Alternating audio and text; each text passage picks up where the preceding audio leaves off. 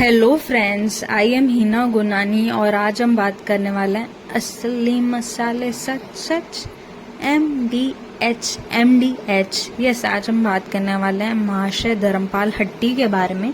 कैसे उन्होंने छोटी सी पोजीशन से अपने मसालों को इंटरनेशनल तक पहुंचाया। So without wasting of time let's start the story.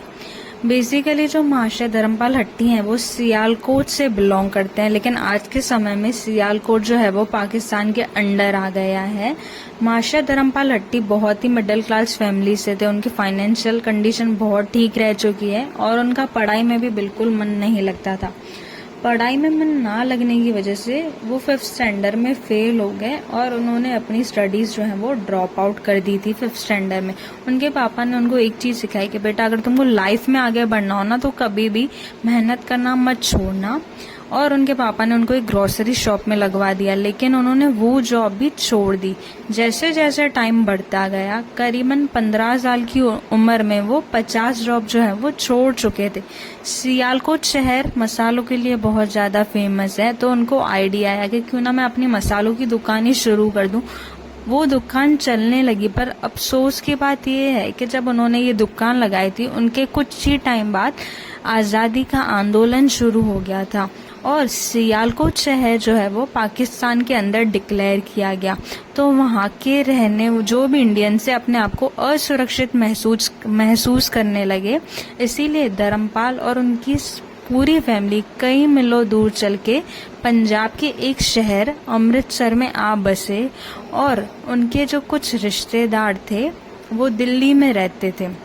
जैसे तैसे उन्होंने पैसे जमा किए और 1500 जमा हुए और वो दिल्ली आ गए। दिल्ली आके उन्होंने एक टांगा खरीदा और वो टांगा चलाने लगे। पर उन्होंने 2 महीने तक टांगा चलाया, लेकिन उनका मन बिल्कुल नहीं लगता था टांगा चलाने में। 2 महीने टांगा चला के उन्होंने टांगा चलाना भी बंद कर दिया। फिर उन्होंने सोचा कि क्यों ना मैं घर में ही मसाले बना के सेल करूं। तो वो घर में मसाले बनाते थे और छोटे छोटे व्यापारी को अपने मसाले जो है वो सेल करने जाते थे। ऐसे उन्होंने अपना बिजनेस जो है वो घर से स्टार्ट किया।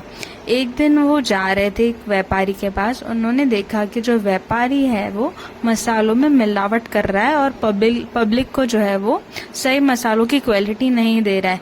यह देख के उनको बहुत ज्यादा गुस्सा आया और उन्होंने सोचा कि क्यों ना मैं अपनी फैक्ट्री लगा के और उसमें मसाले बेचूं, किसी मीडिएटर के थ्रू ना बेचूं।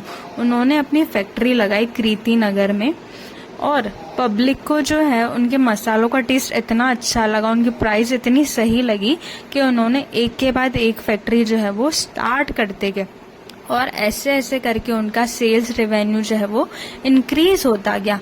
तो ये था कि उन्होंने छोटी सी पोजीशन से कैसे इंटरनेशनली अपने मसालों को लेके गए थे। ये थी उनकी इंस्पिरेशनल लाइफ स्टोरी।